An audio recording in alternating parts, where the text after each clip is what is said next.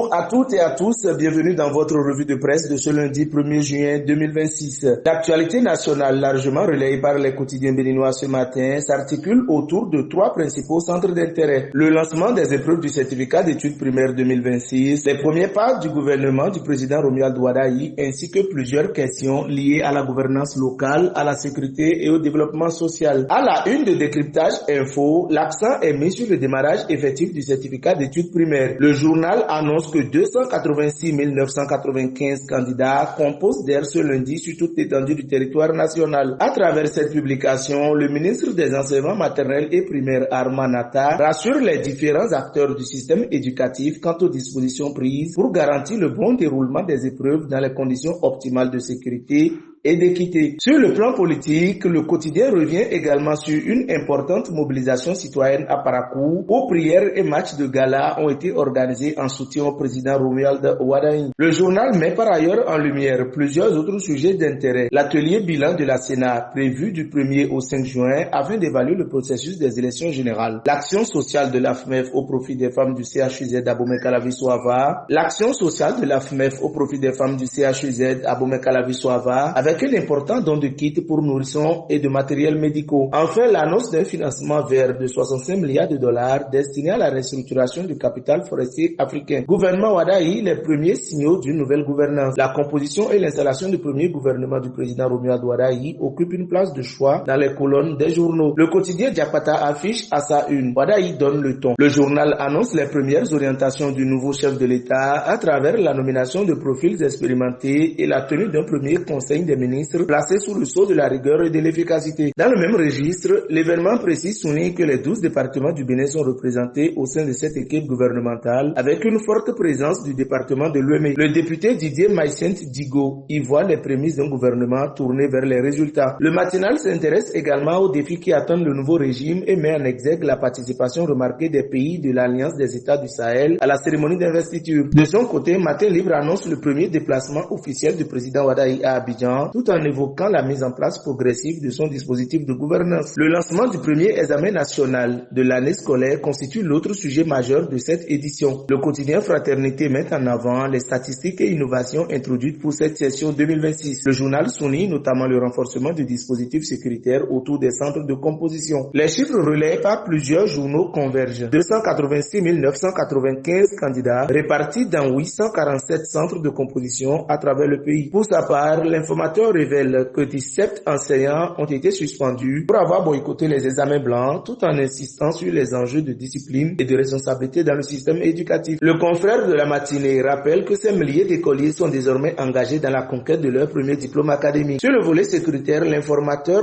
rapporte également l'apparition présumée d'un imposant serpent dans les bas-fonds d'Agla à Cotonou. Une information qui suscite de nombreuses réactions en attendant les conclusions des spécialistes. Le journal revient aussi sur une opération de lutte contre le trafic d'enfants ayant permis l'interpellation de plusieurs trafiquants et de sauvetage de 17 mineurs. La Nouvelle Gazette consacre sa une aux 100 premiers jours d'éjection du maire Armand Laoui à Dassazoumé. Le journal évoque une gouvernance marquée à la fois par les urgences du terrain, les premiers résultats enregistrés et une vision de développement à long terme. Le même quotidien revient sur la célébration de la fête des mères à la GDIZ ainsi que sur les activités de la journée nationale de l'arbre à Alada. Pour sa part, Fraternité attire l'attention sur les défis environnementaux du pays et invite à transformer les engagements de reboisement en résultats concrets. Le journal évoque également la hausse persistante des prix des produits maraîchers, notamment la tomate et le piment. Enfin, l'événement précis annonce que la commune de Dango s'apprête à accueillir la flamme du festival Zoubin, événement culturel majeur du calendrier national. C'est la fin de cette revue de presse du lundi 1er juin 2026. Merci de votre fidélité à Décryptage Info. Excellente journée à toutes et à tous et très bon début.